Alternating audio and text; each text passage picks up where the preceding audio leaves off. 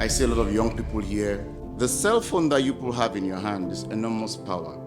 In fact, you have more power in your hands now than President John F. Kennedy ever had. And this was just about 50 years ago with the cell phone in your hand. And technology innovation has gone really, really quickly in the world. This landscape has evolved really, really fast. When the rotary phone was invented and commercialized, it took 50 years before half of the US actually had a phone.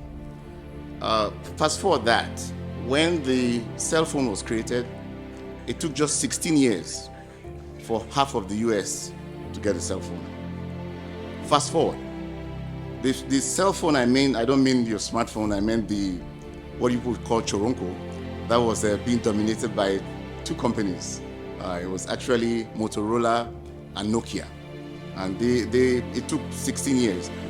Fast forward to that, when the smartphone was created, IBM came out with the first smartphone in 1982, and it took just 6 years for half of the US population to get a smartphone.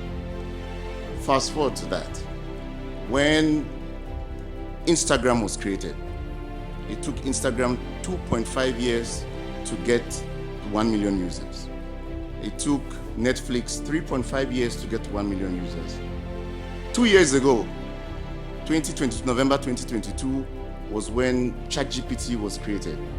It took 5 days to get to 1 million users. That just tells you how quickly the adoption of technology is evolving in the world. That people are really open and ready to adopt technology much faster.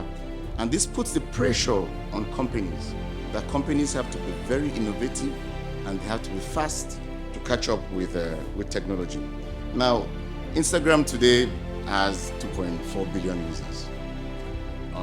The dominant market leader when it comes to applications is Facebook. Facebook has over 3 billion users.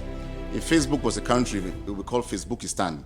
It would be the largest country in the world, because even China doesn't come close to the population of Facebook users.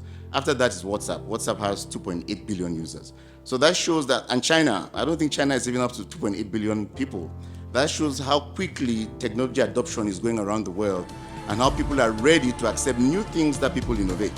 So in the world of today, it's either you innovate or you perish.